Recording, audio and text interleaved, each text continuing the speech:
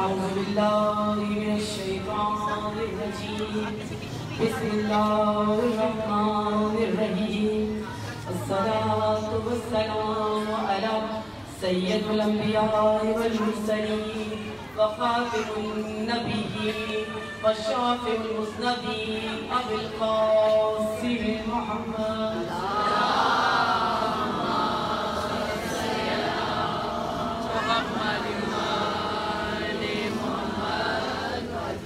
فقال رسول الله صلى الله عليه وآله وسلم إن الحسين مصباح الهدى وسفينة النجاة.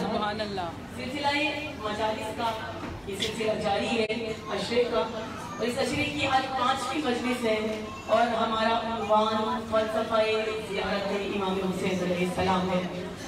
اور اس کے ضمن میں جو حدیث لی ہے رسول اکرم کی حدیث ہے کہ حسین ہدایت کا چراغ ہے. ان الحسین مصباح الہدی، حسین ہدایت کا چراغ ہے اور سفینہ نجات ہے، نجات کا سفینہ ہے. اور معصوم کا وہ کلام نورانی فرمان نورانی کہ حسین کا سفینہ جس میں گنجائش بھی زیادہ ہے، جس کی رفتار بھی باقی سفینوں سے زیادہ ہے. یہ سفینہ نجات ان ایام میں خاص طور پر جب ہم اپنے مولا کو یاد کرتے ہیں اور ذکر حسین ابن علی کرتے ہیں، اور ان ایام میں جب دل نرم ہو چکے ہوتے ہیں اس گریے سے، اس غم حسین سے، جب ان نرم دلوں پر یہ بہترین وقت ہوتا ہے کہ پیغام حسین ابن علی کو منتقل کیا جائے.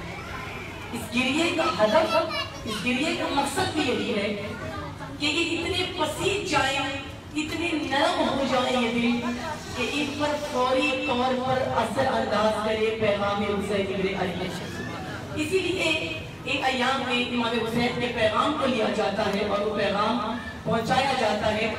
اور کرامت ان دنوں کی یہ ہے کہ اگر کوئی معرفت کی اس منزل تک پہنچ جائے، خصوصیت سے، ویسے تو سوال نہیں ہے لیکن خصوصیت سے یہ 10 دن اتنے قیمتی ہوتے ہیں، یہ بہت قیمتی ہے. ابھی شاید اس وقت بے شمار یہاں مجمع نیچے تک مجمع ہے، لوگ گرمی کو محسوس نہیں کر رہے ہیں. لوگ جس کے لیے آئے ہیں، جس کے عشق میں آئے ہیں، اس کی وجہ سے گرمی کسی کو محسوس نہیں ہو رہی، کیونکہ کسی کی گرمی ہے، کوئی صحرا ہے جس کی گرمی اور پیاس کی شدت ہمارے سینوں میں موجود ہے، وہ درد ہمارے سینوں میں موجود ہے. تو یہ وہ 10 دن ہوتے ہیں، وہ قیمتی دن ہوتے ہیں کہ جب انسان کا دل منقلب ہوتا ہے، انقلاب برپا ہوتا ہے آپ کے قلب کے اندر، آپ کے دل کے اندر. اسی لیے ذکر حسین ابن علی، یاد حسین ابن علی بنائی جاتی ہے تاکہ یہ پیغام دب نہ جائے، یہ پیغام لوگوں کے ذہنوں سے کہیں چلا نہ جائے. جس طرح لوگوں نے امامت کو محجور کر دیا ہے، جس طرح امامت کو بلا دیا ہے، جیسے ولایت کو بلا دیا ہے، کہیں یہ نہ ہو کہ لوگ کربلا کو بھی بلا دیں. جس طرح غدیر کے پیغام کا کوئی اور چہرہ لے کر سامنے آیا جاتا ہے، اس طرح یہ نہ ہو کہ لوگ کربلا کے پیغام کو بدل دیں. ہمارا اس لحاظ سے جو عنوان کے فلسفہ زیارت امام حسین کیا ہے، کیوں بلایا گیا، 3 چیزیں کہ ابھی ختام کی طرف ہے اشرا، 3 چیزیں آپ کے سامنے بیان ہوئی فرمان معصوم کے مطابق کہ یہ زیارت جو مقبول ہے 3 شرائط کے ساتھ ہے. جو حق حسین کو جانتا ہو، حرمت حسین کو جانتا ہو، اور ولایت حسین ابن علی کو جانتا ہو. لبیک یا حسین، لبیک یا حسین، لبیک یا حسین، لبیک یا حسین، لبیک یا حسین، لبیک یا حسین. نعرہ حیدری، حیدری، حضرت محمد و آل محمد، بلند تر صلوات.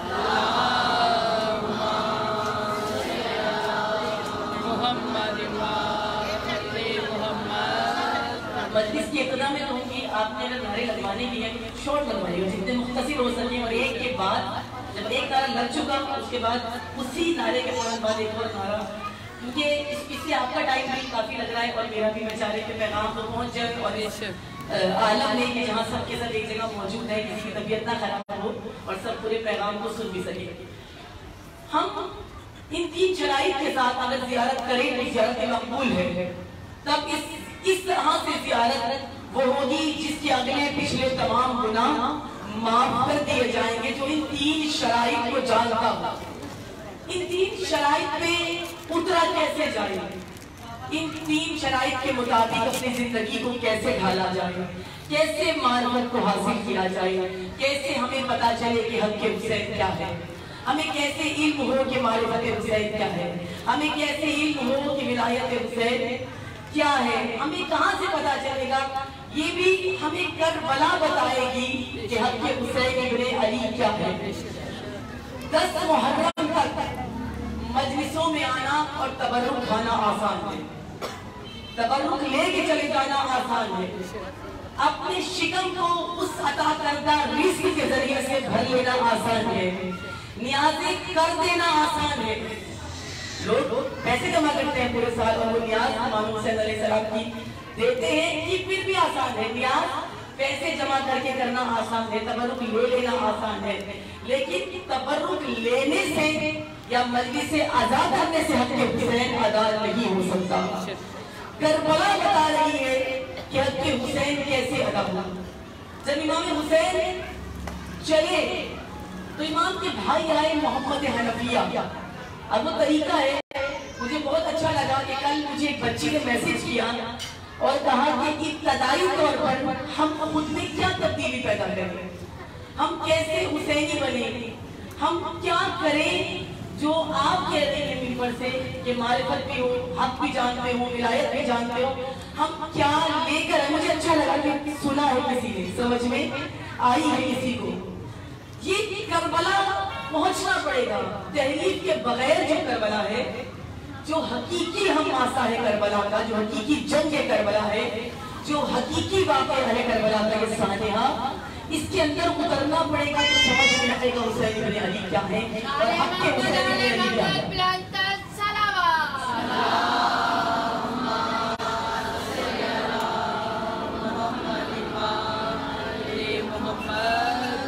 امام کے بھائی امام کے پاس تشریف لائے محمد حنفیہ اور آ کر انہوں نے کہا کہ بھیا میں چاہتا ہوں کہ آپ نہ جائیں کربلا کی طرف، کوفے کی طرف آپ سفر نہ کریں، آپ خود جائیں، یہی ٹھہر جائیں، یا اگر آپ کو لگتا ہے کہ یہاں ٹھہرنا مناسب نہیں ہے آپ کہیں پناہ لے لیں، کوئی ایسا مقام، کوئی ایسی جگہ جہاں آپ کو پناہ مل جائے، آپ وہاں پناہ لے لو۔ پھر مشورہ دیا، محمد حنفیہ امام نہیں ہے اور امام حسین کون ہے؟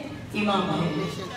امام حسین امام بھی ہے اور فقط امام نہیں ہے، امام کے بیٹے بھی ہیں اور جناب فاطمہ الزہرا کے بیٹے بھی، اور نہ فقط یہ بلکہ نواسہ رسول خاتم بھی، یہ سب شرف امام حسین کو حاصل ہیں۔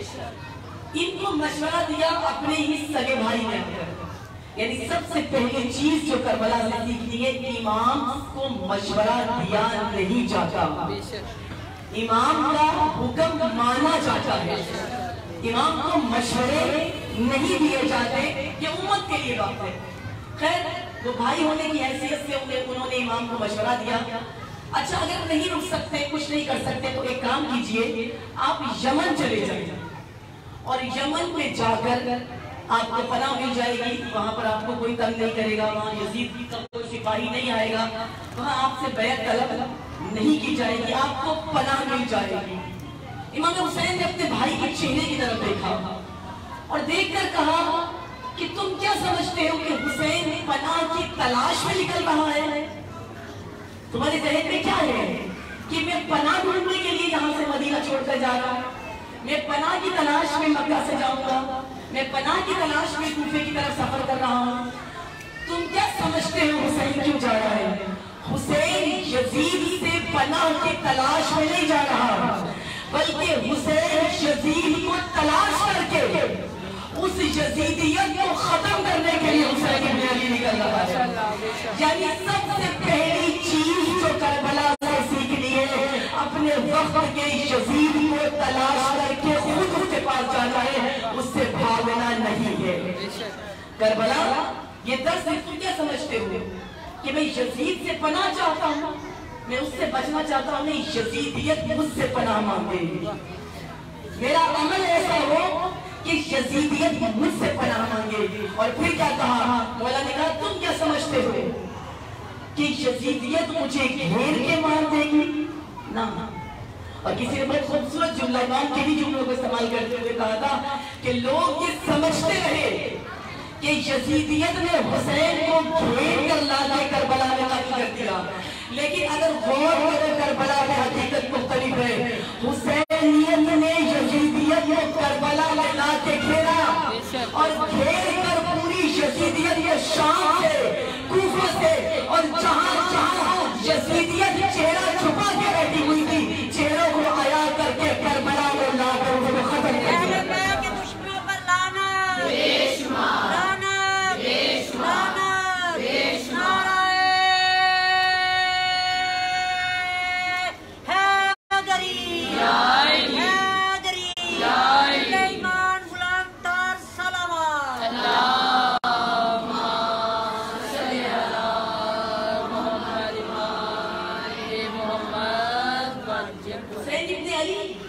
نکلنا نہیں چاہتے تھے اپنے وقت کے طاغوت سے، اپنے وقت کے یزید سے جا کر ٹکرانا حسینیت ہے۔ یہ مجلسیں کس لیے ہیں؟ یہ جلوس کس لیے ہیں؟ میں نے ابتدا میں کہا تھا کہ ہر چیز کا ایک فلسفہ ہے، ہر چیز کی ایک حکمت ہے۔ نماز کی حکمت ہے، روزے کی حکمت ہے، روزے کا فلسفہ ہے، زکوٰۃ کی حکمت ہے، حج کی حکمت ہے، مجلس کی حکمت ہے، ایام عزا کا فلسفہ ہے، ان جلوسوں کا فلسفہ ہے۔ یہ جلوس علامت ہے کس لیے؟ اس لیے نہیں ہے کہ آپ اپنی قمیضیں اتار کر ماتم کر کے دکھا رہے ہیں، نہیں، یہ جلوس علامت ہے اس بات کی کہ آپ اپنے وقت کی یزیدیت میں تلاش کر رہے ہیں، اور تلاش کر کے یزیدیت کے چہرے سے نقاب ہٹا رہے ہیں، اور نقاب ہٹا کر بتا رہے ہیں تم ہمارے پاس آؤ یا نہ آؤ، ہم تم سے پناہ نہیں لے سکتے، بلکہ ہم خود تمہیں تلاش کرتے ہوئے مارنے کے لیے دیں۔ ہم خود یزیدیت کی تلاش میں سڑکوں سڑکوں، یہ گلی پوچھو، ہم تو خود ڈھونڈ رہی ہے تمہیں، تم آؤ اور پتھراؤ کرو تو پتا چلے یہ یزیدیت ہے۔ تم آؤ۔ کدے کو کیا ایسے پاش پاش، ظلمت کے بت کدے کو کیا ایسے پاش پاش، پہچان بھی نہ پائے گا کوئی بدی کی لاش، ڈھونڈنے جو نکلے جہاں میں تخت یزید کو بیشمار، ڈھونڈنے جو نکلے جہاں میں تخت یزید کو، بکھرا ملا حسین کی ٹھوکر کے آس، نعرہ صلوات۔ اللہم صلی علی محمد وآل محمد۔ اب وہ بچیاں جب پوچھ رہی ہیں فرسٹ اسٹیپ کیا ہے، پہلا قدم کیا ہے؟ پہلا قدم، ایک قدم پر آپ پہنچ چکے ہیں، یہاں پر آپ کا بیٹھنا یہ پہلا قدم ہے، اور یہ پہلا قدم کیا ہے؟ یہ محبت حسین بن علی ہے۔ آپ کو یہاں جو چیز کھینچ کر لائی ہے وہ محبت حسین بن علی ہے، یہ پہلا قدم رکھ چکے ہیں۔ لیکن زیارت کے لیے فقط محبت نہیں چاہیے، زیارت کے لیے ہمارا معذرت کے ساتھ کہوں گی، ہماری اکثریت ملنگی ہے، ہم کہتے ہیں خود کو علی کا ملنگ ہے، ایسا ہی ہے نا؟ آپ میں سے کتنے ہیں جو کہتے ہوں گے؟ ایک تو وہ ملنگ ہوتا ہے جو مالا ڈال کے پھرتا ہے، اور ایک ہوتا ہے ہم جو اپنے آپ کو کہتے ہیں علی کا ملنگ۔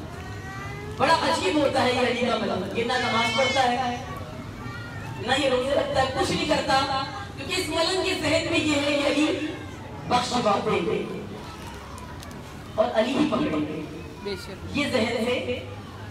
ملنگ کے ذہن میں یہ نہیں ہوتا کہ سب کچھ بخشوایا نہیں جا سکتا، سب سے پہلے کیوں کہیں اور سے شاید بخشوا دیں آپ سارا کچھ۔ آپ دنیا میں ہمیں کہہ کر کہ مولا کا محب مجھے چھوڑ دو، ہم بخش دیں گے، چھوڑ دیں گے، چلو مجھے چھوڑ دو، مولا کا ماننے والا ہے، مولا کا وفادار ہے، مولا کا ماتمی ہے، مولا کا فلاں ہے۔ لیکن جب باری آئے گی نا عدل علی کی، یہ وہاں پکڑا جائے گا۔ جس کا نام لے کر کہتا رہا کہ اللہ کی کوئی بات نہیں مانوں گا، وہی آ کر گرے بات کو پکڑ لیں گے، نہیں پکڑیں گے۔ یہ ہماری جو کیفیت ہے نا، آدھی سے زیادہ ہم ملنگی ہیں۔ ملنگ کی محبت پر شک نہیں کیا جا سکتا اور کرنا بھی نہیں چاہیے، اور کسی کی بھی محبت پر شک جائز نہیں ہے، شک محبت پر نہ کرے گا۔ اور ملنگ کی محبت پر شک نہیں کیا جا سکتا۔ ہم سب کتنے یہاں پر مجلس اعضاء میں بیٹھے ہیں، وہ ملنگی سوچ رکھتے ہو یا نہ رکھتے ہو، آپ کو پہلا قدم جو لے کر آیا وہ محبت حسین ابن علی تھا، لیکن جس قدم نے آپ کو کربلا پہنچانا ہے، جس قدم نے آپ کو وہاں پر بخشش کرانی ہے، جس قدم سے وہ زیارت مقبول ہو جانی ہے، جس قدم کے بعد آپ کی زیارت، آپ جب مزار پر جائیں تو مزور سے ملاقات ہو جائے گی، کل بیان کیا تھا، وہ قدم جہاں پر زائر نہ رہے بلکہ ملاقات کر کے واپس پلٹے، آ کر کہے کہ ہاں میں نے ملاقات کی ہے، ہاں میں ملا ہوں، ہاں میں نے حسین ابن علی سے بات کی ہے، ہاں حسین نے مجھے پیغام دیا ہے، ہاں میں نے حسین کے آگے اپنی رپورٹ کو پیش کیا ہے، ہاں میں گر گیا ہوں، ہاں میں رویا ہوں، ہاں میں نے گریہ کیا ہے، ہاں میں نے اپنے گناہوں کی معافی مانگی اور یہ بھی کہے کہ میرے حسین نے مجھے معاف کر دیا ہے۔ یہ پہلا قدم جن کی سوچ ملنگی ہے وہ تو نہیں ہو سکتا، لیکن اگر اس ملنگی محبت کے ساتھ معرفت بھی آ جائے، معرفت عقلانی ہوتی ہے، محبت پر کسی کا کنٹرول نہیں ہوتا، محبت پر کسی کا کنٹرول نہیں ہوتا۔ عام دنیا میں دیکھ لینا، وہ اکثر مثال میں نے یہ شاید پہلے بھی کسی مجلس میں دی تھی کہ جب ہم کوئی عجیب سا جوڑا دیکھیں، میاں بیوی میچ نہ ہو رہے ہوں اور پتہ چلے یہ لو میرج ہے، تو ہم کیا کہتے ہیں کہ کھوتی پہ بھی دل آ جاتا ہے۔ یعنی محبت ایسی چیز ہے جو کسی سے بھی کبھی بھی ہو جاتی ہے، لیکن محبت عشق میں تب بدلتی ہے جب عقل آپ کے ساتھ ہوتی ہے۔ عقل کون سی؟ عقل معرفت۔ معرفت کی عقل جس وقت آپ کے ساتھ ہوگی، جب ملنگ کے ساتھ معرفت ہو جائے اور پہلے مولانا بن جاتا ہے۔ یہی ملنگ اگر صاحب معرفت ہو جائے تو پہلوان بن جاتا ہے۔ یہی ملنگ جب تک گلے میں مالا ڈال کر فقط علم دیکھ کر اور وہاں سے مانگتا رہے حسین کا نام لے کر، یہ محب کہلائے گا، یہ ملنگ کہلائے گا۔ لیکن یہی ملنگ اگر آپ کو اسی مالا کے ساتھ، اسی محبت کے ساتھ مسجد میں نظر آئے تو یہ پہلوان کہلائے گا، یہ دیوانہ علی کہلائے گا، یہ مجنون علی کہلائے گا، یہ عاشق علی کہلائے گا، یہ محب علی کہلائے گا، یہ با معرفت علی ابن ابی طالب کا عاشق کہلائے گا۔ لیکن اس کے لیے عشق کی منزلوں کو طے کرنا ضروری ہے، ملنگی دین نہیں چلے گا۔ عشق کی منزلیں کب طے ہوتی ہیں؟ معشوق جو حکم دے، میں آہستہ آہستہ کہنا چاہ رہی ہوں کہ گلا بھی میرا ساتھ نہیں دے رہا ہے۔ معشوق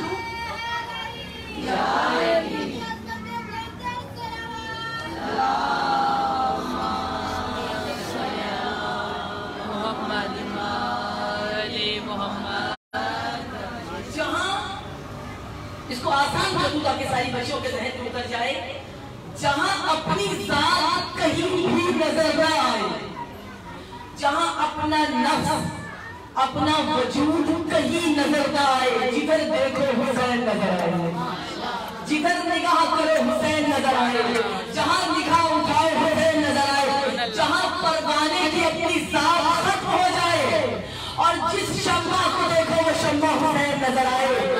کبھی دیکھا ہے پروانہ مر جاتا ہے شمع کو چھوڑ کر نہیں جاتا، کبھی نہیں دیکھا ہوگا کہ شمع جل رہی ہو اور پروانہ وہاں سے دوسری شمع میں منتقل ہو جائے، وہاں سے ہٹ جائے نا، پروانہ مر جائے گا۔ جس شمع پر آیا ہے اس شمع ہی پر ختم ہو جاتا ہے۔ حسین شمع ہے، حسین شمع ہدایت ہے، حسین معشوق ہے عاشقوں کا۔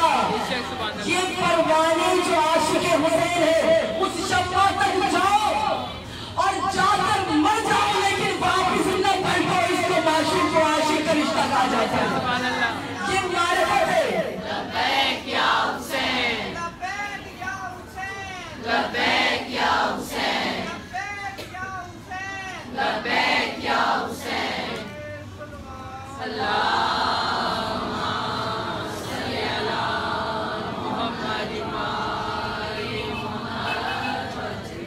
परवाना शम्मा को छोड़कर नहीं जाता, आशिक माशूक में इतना फना हो जाता है। और ये आम इश्क, मैं बार बार कहती हूं, सालों में इश्क नहीं होता, आम बंदों में ये इश्क नहीं होता। अगर किसी इंसान में इश्क देखो, इश्क नजर आता है। और इंसानों में मैंने इश्क हुसैन इब्न अली है जो देखा है और नजर आता है। ये इश्क है जो कभी सजदों में नजर आता है, कभी कयाम की हालत में नजर आता है, कभी करबला जाओ तो करबला में मौजूद उन बीमारों में नजर आता है जो हुसैन से शिफा लेने के लिए गए हैं। क्योंकि ज्यादा इंसान जिस्मानी बीमारी की बात नहीं कर रही, मैं नफ्सानी बीमारी की बात कर रही हूँ। जब हमारा नफ्स बीमार हो जाए, जब हम गुनाहगार हो जाए और जब उस माशूक के दर पे जाते हैं, तो ये आशिक किस तरह गिर जाता है कि जाकर हुसैन से अपने तमाम गुनाहों को बख्शवा लेता है। ये परवाना है। और हक़ ये पहली सीढ़ी है मारिफत की। और हक़ हुसैन कैसे अदा हुआ, ये माशूक का हक, ये आशिक इन बच्चियों को लिए कह रहे हैं कि कैसे अदा करें। हम आम जिंदगी में इस हक को इस तरह अदा नहीं कर सकते। अदा करने के लिए क्या करना है, पहला प्लेटफॉर्म क्या है, आप करबला में जाइए। और मैंने कल भी कहा था, आज की करबला नहीं, 61 हिजरी की करबला। आप 61 हिजरी की करबला जाएं और एकदम एक मंजर देखिएगा, जब वक्त ज़ोहर का वक्त है, नमाज पढ़ाई जा रही है, लोग हालत नमाज के लिए खड़े हुए हैं, इमाम इमामत करा रहे हैं। ज़ुहैर बिन क़ैस और सईद और चंद असहाब इमाम के चारों तरफ खड़े हैं। सईद और ज़ुहैर ये वो हस्तियां हैं जिन्हें इश्क हुसैन था, ये परवाने थे, ये परवाने थे। और मैंने कहा ना, इश्क हुसैन नजर आता है। कैसे नजर आता है, एक शम्मा, एक माशूक जब नमाज पढ़ाना शुरू हुआ तो आशिक उसके इर्द गिर्द खड़े हो गए।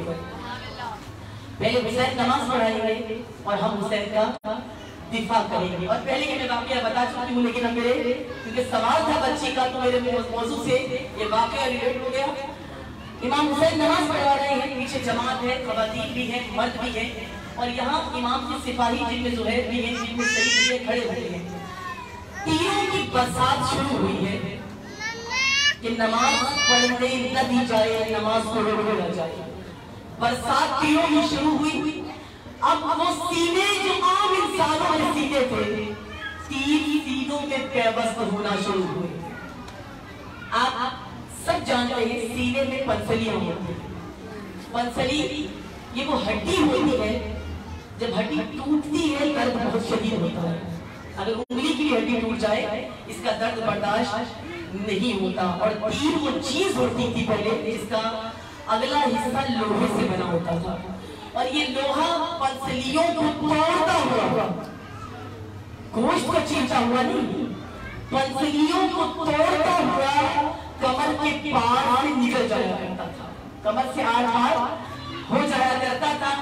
ये तीर चलना शुरू हुए। सईद खड़े हैं, ज़ुहैर बिन क़ैस खड़े हैं। सईद का आलम है जो इमाम के बिल्कुल पास मौजूद है, तीर आ रहे हैं, परवाने का सीना मौजूद है, परवाना शम्मा को छोड़कर जाने के लिए तैयार नहीं है, तीर आ रहे हैं। और 61 हिजरी की करबला में कोई भी तारीख उठाकर देखे, बाखुदा मैंने खुद पढ़ा है, कहीं भी ज़ुहैर या सईद के कदमों में किसी ने लफ्ज़ नहीं देखी। इतने दर्द में किसी के कदम डगमगा नहीं हुए। ये क्या चीज है जिसने कदमों को रोका हुआ है, ये क्या चीज है जिसकी वजह से शिद्दत दर्द महसूस नहीं हो रही, ये क्या चीज है जो तकलीफ को खत्म कर रही है, ये क्या चीज है जिसने पंसलियों के टूटने के दर्द में भी सईद के सीने या दिल में उतरने नहीं दिया। ये इश्क़ हुसैन है, ये मारिफत हुसैन है। और फिर मैंने कहा कि ये तीन चीजें, ये तीन चलाई जरूरी है। इश्क़ हुसैन है जो खड़ा रखे हुए हैं, मारिफत हुसैन है जो दर्द में होने नहीं देता, और हक़ हुसैन क्या है, हुसैन ने आखिरी सजदा किया, سعید زمین پر گرے، حسین نے اپنے زانوں پر سعید کا سر رکھا۔ اب سعید کا حق یہ تھا، کہتے مولا میری وجہ سے آپ کی نماز مکمل ہو گئی، مولا میری وجہ سے کوئی تیر نہیں لگا، مولا میں نے سارے علیوں کو اپنے سینے پر لیا نہیں، کیا ہے حق حسین؟ کہا مولا کیا میں نے اپنے حق کو ادا کر دیا؟ حق حسین ہے مولا، کیا میں نے اپنے حق کو ادا کیا؟ مولا نے کہا بے شک سعید تو نے اپنے حق کو ادا کیا ہے، یہ حق حسین ہے۔ جہاں قدموں میں کہیں لغزش نہ آئے، جہاں پروانہ اپنی شمع پر اپنی جان کو لٹا دے، اپنی جان کو ختم کر دے، لیکن اپنے مقام سے نہ ہلے۔ یہ معشوق تھے، حسین معشوق تھے اور یہ عاشق تھے، لیکن اسی لیے میں نے کہا کہ عشق نظر آتا ہے۔ ایک عاشق تھا جو خدا کا عاشق تھا، خدا معشوق ہے، حسین عاشق ہے۔ حق کی خدا کیا ہے؟ یہ تو حق حسین ہے۔ حسین نے بتایا کہ حق کی خدا کیا ہے۔ حسین نے بتایا کہ کوئی شبیہ پیغمبر ہو، 18 سال کا جوان بیٹا ہو، اگر معشوق مانگے تو دے دے، اگر وہ مانگے سنبھال کر نہیں رکھتے۔ آپ مائیں ہیں، ماں کے دل نرم ہوتی ہے، لیکن پھر بھی میں کہوں گی آپ ماں کا ہوں گے بیٹے، علی اکبر جیسا بیٹا نہیں ہوگا۔ کربلا کی ماں کے بیٹے تھے، لیکن کسی کا علی اکبر جیسا بیٹا نہیں تھا۔ اکبر جیسا بیٹا دینا بڑا مشکل ہے۔ وہ جس کا جانا حسین کو ہوا دے، حسین روئے یعنی فاطمہ روئے، حسین روئے یعنی رسول روئے، جس کا جانا حسین کو عقیدہ کر دے۔ اور پھر جب علی اکبر آئے ہیں نا اجازت طلب کرنے کے لیے تو کیا کہا؟ علی اکبر کاش تیرا بھی کوئی جواب دیتا ہوگا، اور وہ تجھ سے مرنے کی اجازت مانگتا، پھر میں تجھ سے پوچھتا کہ کیسے جوان بیٹے کو مرنے کی اجازت ہو جاتی ہے۔ اکبر اجازت ہے، لیکن علی اکبر تیار ہے کرنا۔ کربلا دستور تھا یہ کہ ہر جانے والے کو عباس تیار ہوا کرتے تھے، اور ہر شہید کی لاش کو حسین اٹھا کر لاتے تھے۔ میدان میں بھیجنا عباس کا کام تو آسان کام نہیں تھا، بڑا مشکل کام تھا۔ جن کے قدم گھوڑوں کے لاوار تک نہ لگ سکے انہیں بٹھا کر بھیجنا، جو 13 سال کے بوڑھے خاندان حسن تھے ان کو پہلے بھیجنا اور بعد میں ان کی پتیاں اٹھا کر لے کے آنا آسان کام نہیں تھا۔ عباس کا کام بھیجنا، حسین کا کام لے کر آنا۔ اب جب باری آئی نا حضرت علی اکبر، مولا حسین نے کہا کہ عباس علی اکبر کو نہ بھیجے گا، علی اکبر کو حسین خود تیار کرے گا۔ یہ عاشق خدا ہے، میں خود تیار کروں گا، میں خود اپنے علی اکبر کو سجاؤں گا، میں خود بتاؤں گا قربانی کرنا ہے کیسے کی جاتی ہے۔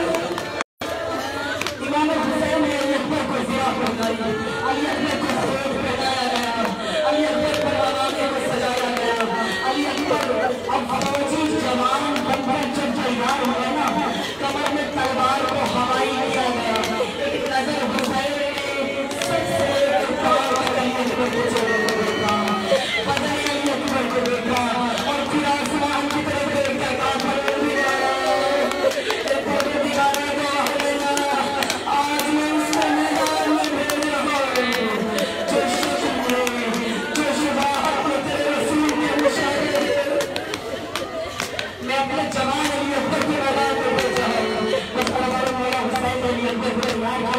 اور تیار کر کے جملہ کہا اکبر میدان میں جانے کی اجازت ہے، ایک مرتبہ اپنی پالنے والی سے ملاقات کر لے، ایک مرتبہ اپنی ماں سے ملاقات